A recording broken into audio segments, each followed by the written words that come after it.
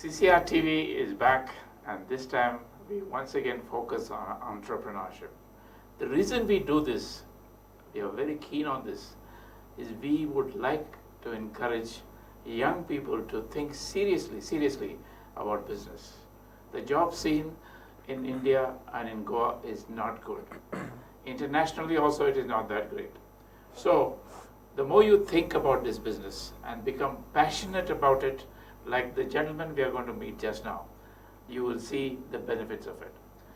The passionate man I'm talking about is none other than Mr. Suraj, who is the head of the company called Solsys Technology. So, Mr. Suraj, welcome to our program. Thank you for having me Thank you very much for sparing your time. I know you're a hectically busy man. I should be saying thank you for having me here. Right.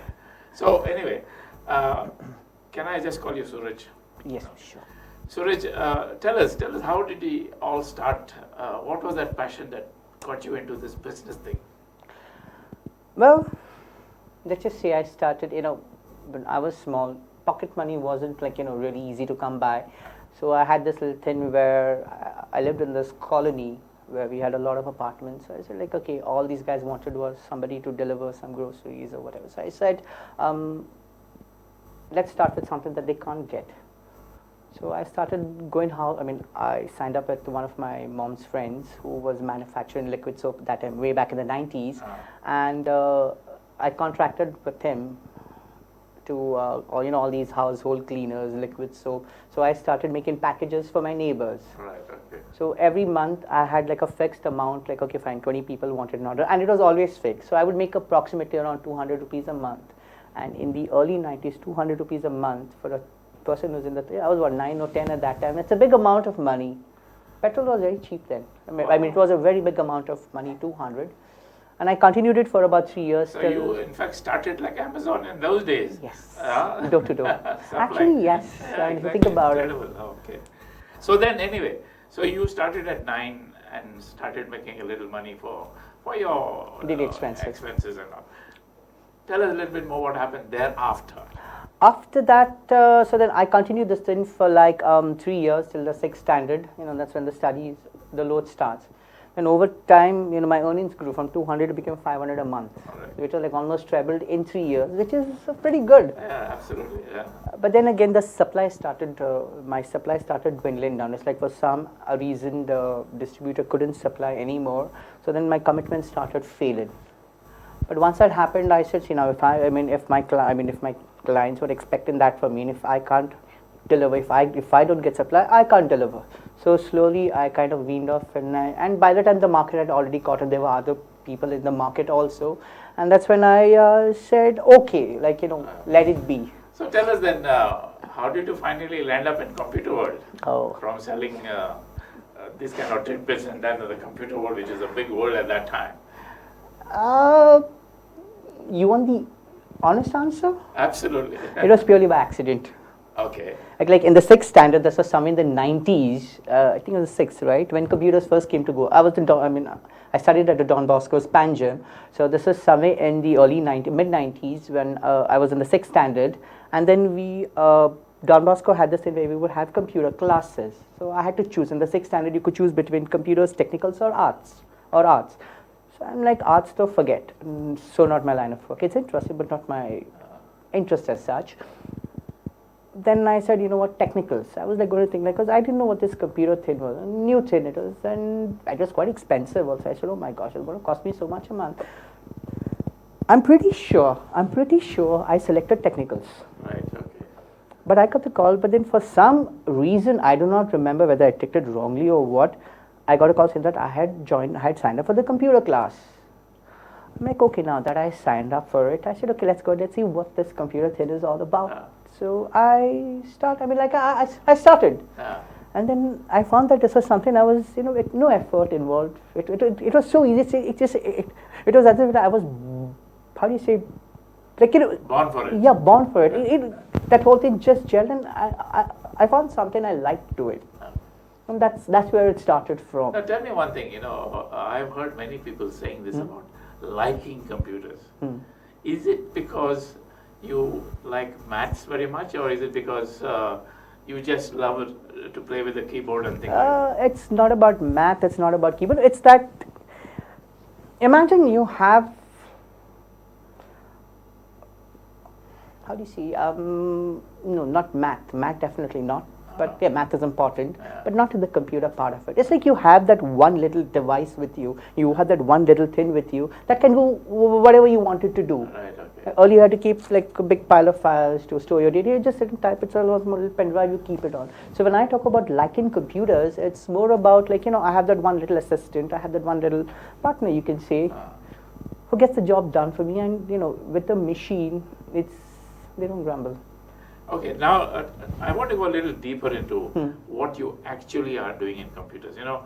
There are people like me who need help when something goes but the virus attack or something like that. And there are the big companies that need constant help for servicing the product, doing whatever, etc., etc. Which are the areas you specialize in terms of that? I'm glad you used the word virus over here, because that is where we started. In the days, when we first started with computers, when the world first started, viruses have always been a problem. And the SOP then, the standard operating procedure then, okay, if you have a virus, it means you have to format your PC. The engineers, as we were known then, we were called computer engineers then. Nomenclature isn't right, but we were called computer engineers then. Right, okay. So what they would do is they would format the PC client's data is gone. And data, you can replace a computer, you can replace the hardware, you can replace the software, but you cannot replace the clients. You can never replace the client's data, or it's very expensive or next to impossible, you can say, to replace the data because of time or cost or whatever reason. So then that's when I said, what, there definitely has to be a better way of doing something like that. So I made that my area of study, and well, I sat down like, I spent a couple of months designing a solution, and then today, and that is what I launched. My offering started with retrieving virus-infected systems. And I'm talking from the days when I didn't know what a mouse was. I didn't know what a hard drive was. It was just a little black and white computer with a keyboard and a floppy disk. So you heard that. If ever you have a virus attack and you think, oh my God, all my data has gone to the dogs. No, there is a solution. Here is your man. He is right here and he solves this problem. I really think that, did you take a patent on that, by the way? You should have. I don't think we need to patent common sense, though. No, because these things are sometimes, when you lose your data, and particularly when it is very, very important data, it's a big, huge problem. It is. So anyway, you now know that there is a solution available right here, right in Goa. Okay, wonderful. Now tell me, to start a business, you need investment, you need money, you need a place, you need so many things. What is your story? Well, there are two kinds of, in the IT sector, especially in which I'm in, there are two ways in which we can go. One is we go retail, that is you have a shop with a store, and you have a store or shop, you keep products on your shelf and you put a board over there and you pay a rent or you buy the place. And that requires a lot of investment, your cost of the shop or your rental, whichever. That's right, yeah. And that is one way. Fortunately, I didn't get into retail at that time when I started. I got directly into the service industry. Like we at Solsys Tech started offering services from the start. So for a service kind of a setup, I didn't really need a big brand store with a big this. I just started operating. It started with door to door, as in, again, I use the door to door approach here, where I would go to the customers, we would work on by reference. And so for that, my investment was significantly lower. The only thing what I needed was a vehicle, a transport. So the primary investment what you need is is transport in this line of work if you do not go into retail sale.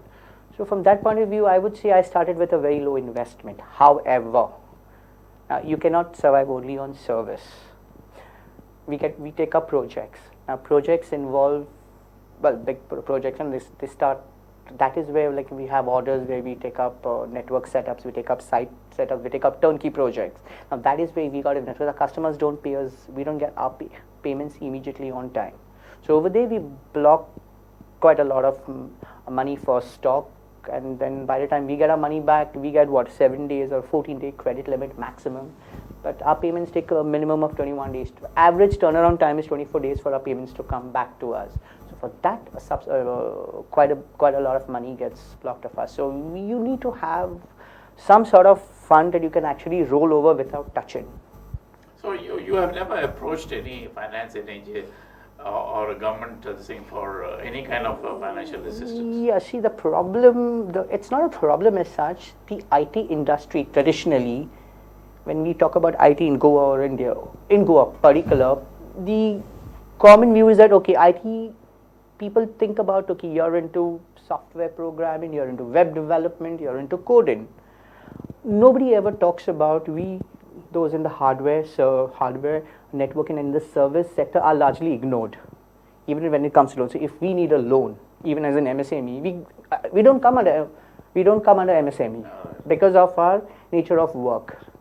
We are not into manufacturing. We are not into production. Right. We are only into designing and solutions. Okay. So we are forced to take business loans, which are like 13-14% interest rate, which is much more than what we would pay if we were to get a proper infrastructure loan. So the government, basically, what you're saying is that you take projects of anything between a small unit or a big thing. What is the biggest project you ever did? In terms of infrastructure or in terms of cost? Infrastructure. Infrastructure, hotels mainly, and hotels and these manufacturing industries, like at the industrial estate at Verna and at Kurlim, we have got setups over there where, because of the size of the property, the project cost actually, it's quite high. Yeah, so that's the smallest. In today's world, we don't see a project as small, we take it up. Because ultimately it all starts from the smaller things. So you say no to a small project. In fact, one of my breaks came from a very small project, which was just one router installation. And which is the biggest? The biggest one which I did so far, in terms of infrastructure, it was a setup for a client at Porvaram, and the second one was a client at Baga, and the third one a client at the Karaswada Industrial Estate. So these were three of our biggest projects, and today I just landed a pretty decent project just today morning. All right, congratulations. Yeah, thank you so much. Thank you so much. So what you're saying is you really cover the whole of Goa? Goa, Karnataka, parts of Karnataka. Even Karnataka? Parts of Karnataka, especially the entire Konkan stretch. All right. Because there is nobody to give service over there. So what is the kind of manpower you have in your company? Manpower, full time. Yeah. I got four staff on contract, full time, and I have a team. I've just in fact increased my team from 2 to 4, and last month I've got another team of 4 people who handle a different division of my company. All right, okay. I got one team which handles my surveillance, networking, and the PC, the computer part of it, and I got a second team that handles my fiber and point-to-point networking.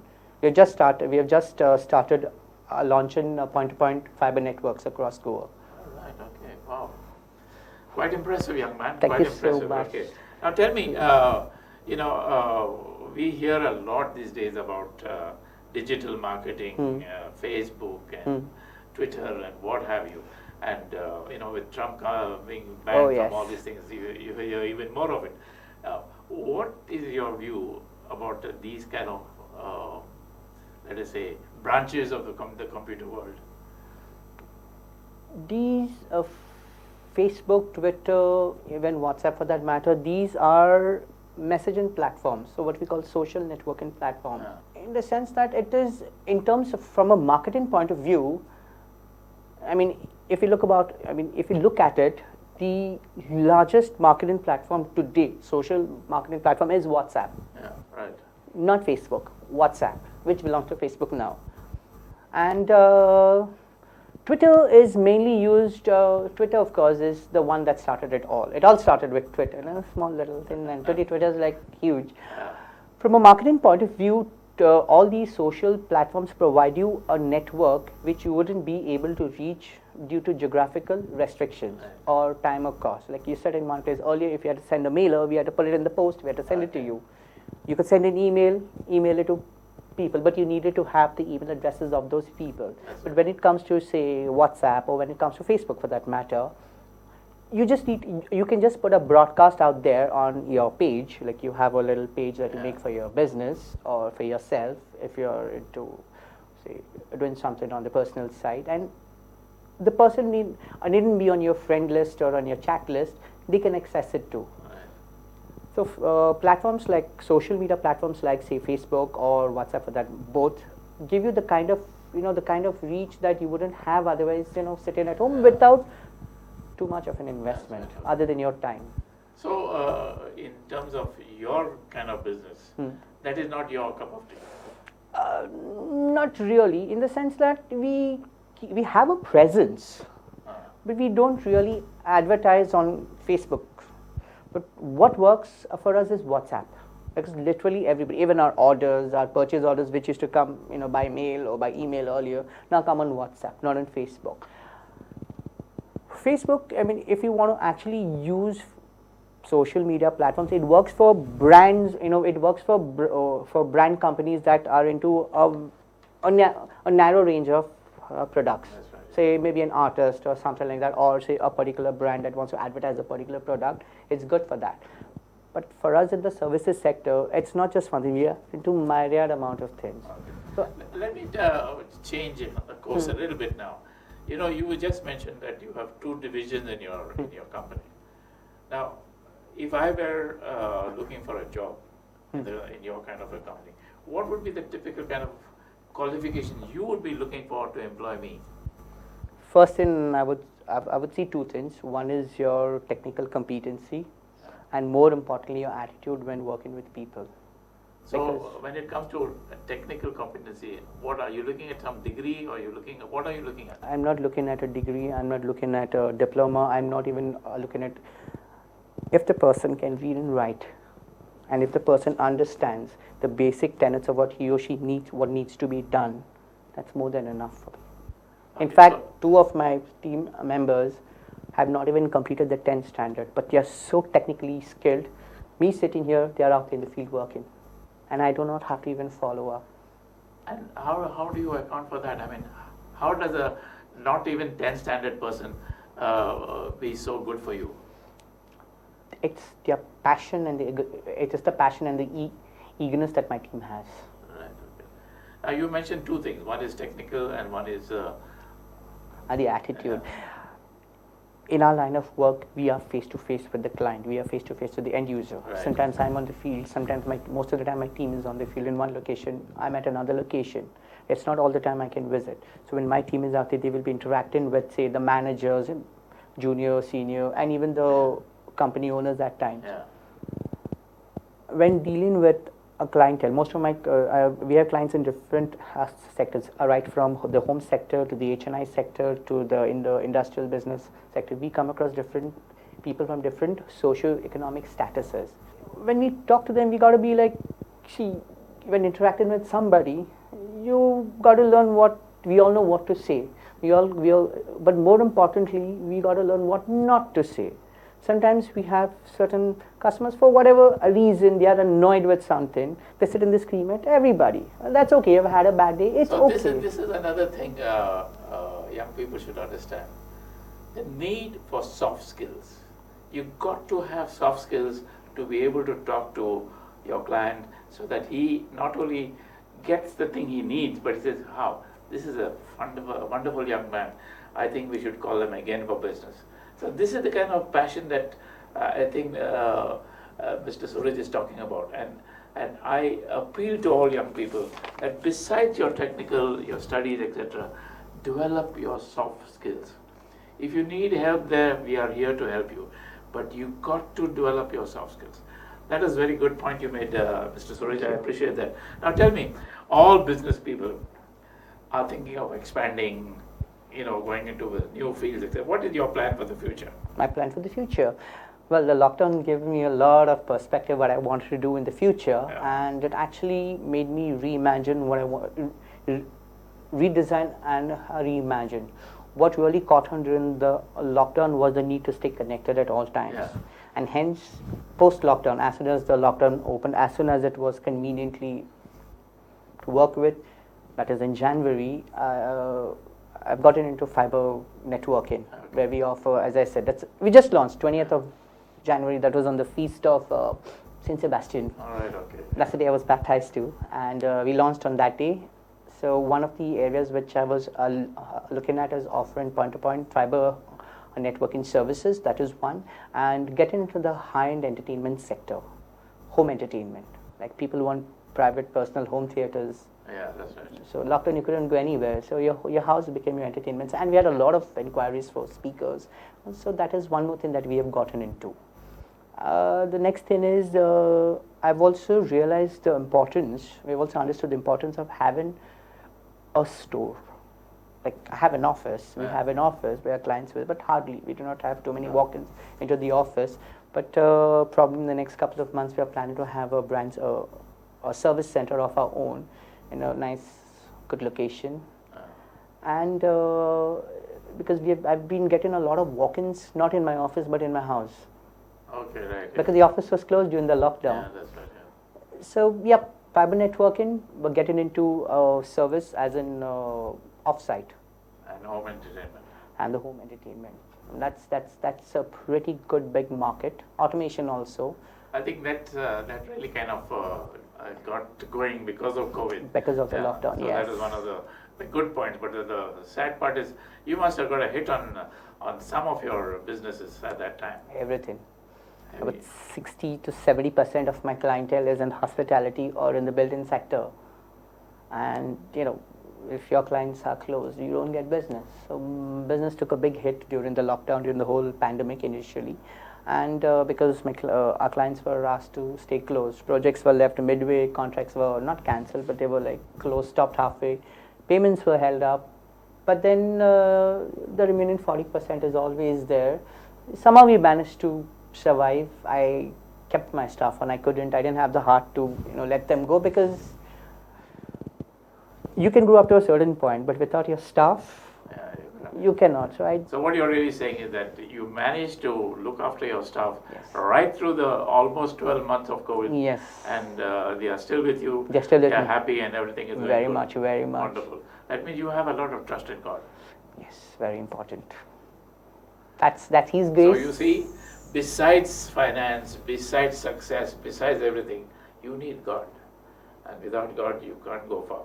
So keep Him always close to you, and do like this young man, Mr. Suraj George, who's survived 12 months of very hard situations, but has come out happy, successful, and is going strong to a new network and new ideas, new thinking. And that is the kind of thing all who are passionate in doing business must continue to be passionate. Think about it. Think about what you are doing, what you can do, and remember, go to Him, go to Jesus and ask Him, what can I do? And He will guide you. The Holy Spirit is very, very strong, and He will definitely help you. So once again, thank you, Suraj, for joining us today. Your example will, I'm sure, help a lot of our young people in Goa and everywhere in the world, because this is going to something like a lot of million people. It's going to take, all the best, and wish you well for the future. Thank you so much. Thank you so much.